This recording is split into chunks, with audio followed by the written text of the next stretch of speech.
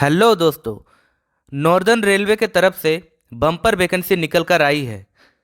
Railway में apprenticeship करने के बाद जब भी रेलवे की तरफ से कोई भी वैकेंसी निकलेगी तो सबसे पहले अप्रेंटिसशिप वालों को प्रेफरेंस दिया जाएगा और आपका कट ऑफ मार्क्स जो है वो भी कम रहने वाला है।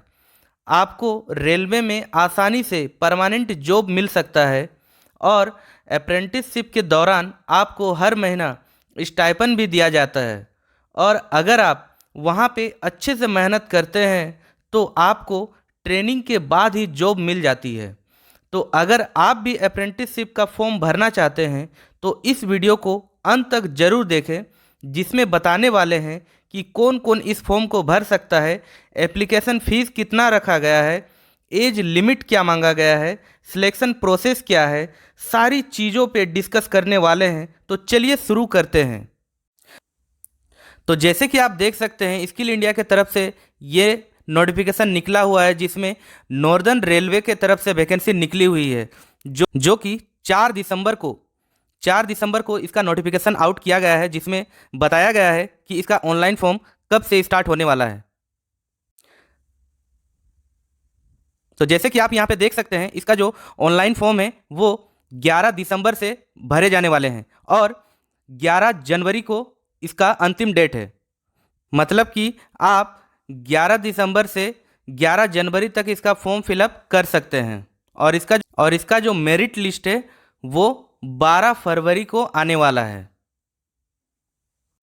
एजुकेशन क्वालिफिकेशन की अगर बात करें तो इसमें आपका मात्र 10th पास होना चाहिए, 50% आपका मार्क्स होना चाहिए।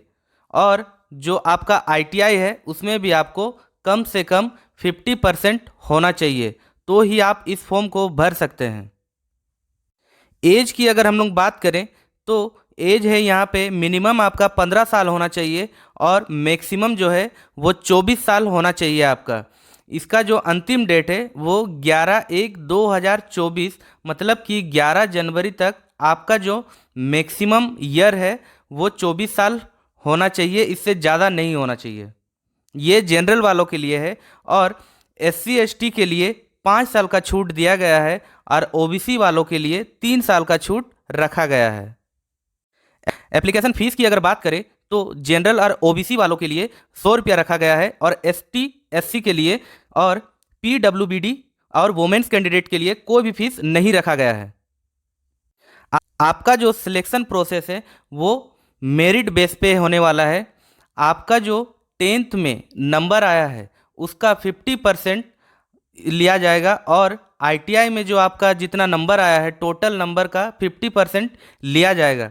इन दोनों का 50% को ऐड करके जितना आपका नंबर बनेगा उसी पे मेरिट लिस्ट निकाला जाएगा। मतलब कि अगर आपका मान लीजिए मैट्रिक में 60 नंबर आता है तो इसका 50% जो है वो 30 नंबर लिया जाएगा और ITI में मान लीजिए आपका 60 नंबर आता है तो इसका भी 50% 30 नंबर लिया जाएगा और इन दोनों को जोड़ दिया जाएगा और जो 60 नंबर बन रहा है इसका मेरिट लिस्ट निकाला जाएगा। और मान लीजिए इन केस अगर 2 कैंडिडेट का नंबर सेम आ जाता है तो उसमें कैसे चुना जाएगा, तो जिसका एज ज़्यादा रहेगा उसको पहले चुना जाएगा। और मान लीजिए अगर डेट ऑफ बर्थ भी सेम निकलता है तो उस कंडीशन में देखा जाएगा कि कौन पहले मैट्रिक दिया है, तो उस आधार पे उसका सिलेक्शन किया जाएगा। कौन कौन ट्रेड्स इस फॉर्म को भर सकते हैं, तो फिटर वाले भर सकते हैं, टर्नर वाले भर सकते हैं, welder, electrician, machinist, painter, carpenter, mechanic motor vehicle और मैकेनिक डीजल और रेफ्रिजरेटर AC मैकेनिक इस फॉर्म को भर सकते हैं, जिसका ट्रेड ये है। और ट्रेनिंग के दौरान आपको स्टाइपन भी दिया जाएगा जो कि लगभग 7,000 से 10,000 के बीच होता है। आपके ट्रेनिंग के दौरान ये पैसा आपको दिया जाएगा हर महीना। इसका अप्लाई आप कैसे करेंगे, तो ऑनलाइन मोड पे इसका फॉर्म भरा जाएगा, जिसमें सबसे पहले आपको रजिस्ट्रेशन करना है। आपका नाम, पिता का नाम mobile number, email address, date of birth, ये सारा कुछ आपको भरना होगा उसमें। उसके बाद आपको पेमेंट करना है।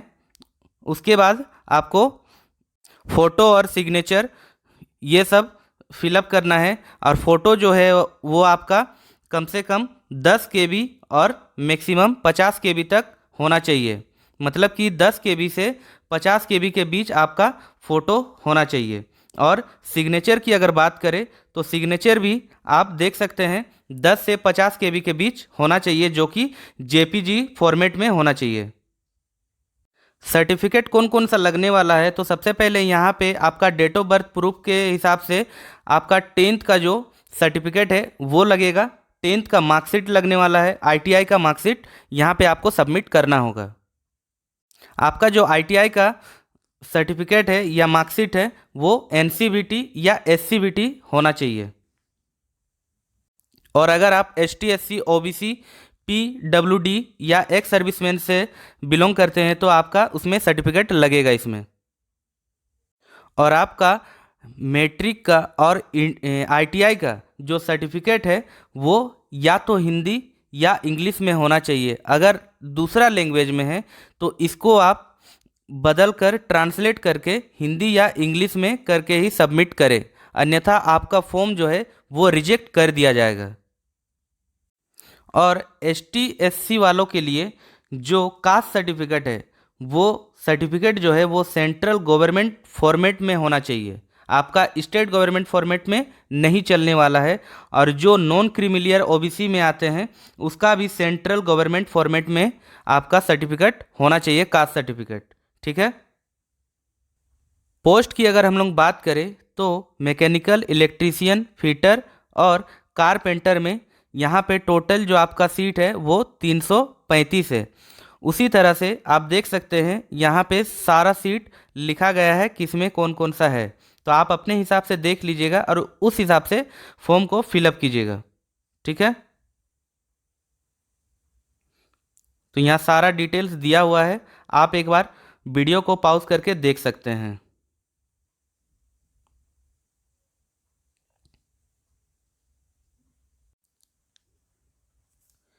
तो ये था नोटिफिकेशन का डिटेल्स। और अगर आपको अब भी कुछ डाउट है तो आप कमेंट पर लिख सकते हैं।